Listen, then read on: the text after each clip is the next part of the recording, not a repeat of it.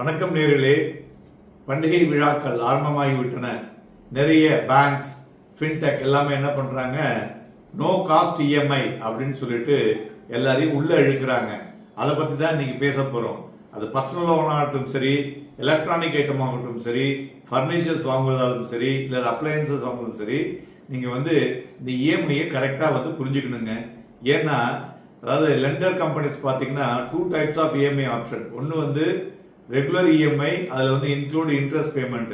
இன்னொன்று no cost EMI, usually exclude interest பேமெண்ட்டுங்க. But ஆக்சுவலா இதில் பார்த்தீங்கன்னா நிறைய இடன் காஸ்ட் இருக்கு. அதை பற்றி தான் பேச போகிறோம். What is no cost EMI?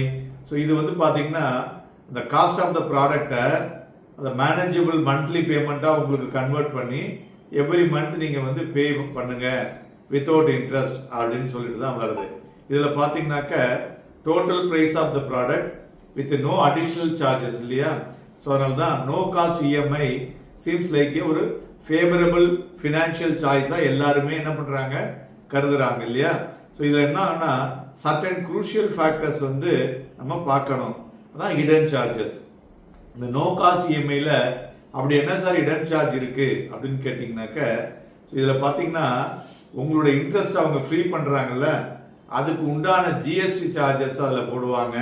அது மாதிரி ப்ராசஸிங் ஃபீஸுக்கு உண்டான ஜிஎஸ்டி சார்ஜஸ் இதெல்லாம் இந்த ஹையர் ப்ராடக்ட் ப்ரைஸிங்கில் மாட்டிக்கும். ஸோ அதனால் ஸ்மால் காஸ்ட் ஆடப் ஆகும். ஸோ இதை நம்ம எப்படி இந்த ரிஸ்க் அவாய்ட் பண்ண முடியும் அப்படின்னு பார்த்தீங்கன்னா, மெயினாக first you have to over ஸ்பெண்டிங்கை குறைக்கணும். உங்களுடைய ஓவர் ஸ்பெண்டிங்கை குறைச்சிங்கன்னா இது எல்லாத்தையும் அவாய்ட் பண்ண முடியும்.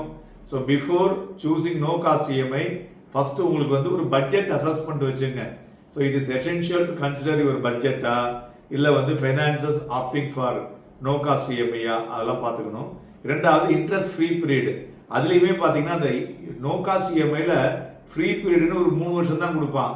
நீங்கள் 5 வருஷத்துக்கு எடுத்தீங்கன்னா பாக்கி 2 வருஷத்துக்கு போட்டு தாளிச்சிடுவாங்க. ஸோ இதையும் பார்க்கணும். அடுத்தது மூன்றாவது டேர்ம்ஸ் அண்ட் கண்டிஷன். நீங்கள் when you are opt for no cost EMI அந்த டேர்ம்ஸ் அண்ட் கண்டிஷனை செக் பண்ணிட்டு அதுக்கப்புறம் அந்த லோன் பேப்பர்ல சைன் பண்ணுங்க. நீங்க சைன் பண்ணிட்டீங்கன்னா அவ்வளவுதான். அதுக்கப்புறம் எதுவுமே பண்ண முடியாது. தெரியாதுன்னு சொன்னாலும் யாரும் கேட்டுக்க மாட்டாங்க. உஷாரா இருங்க. தினமுருத்தவர்களுக்கு நன்றி.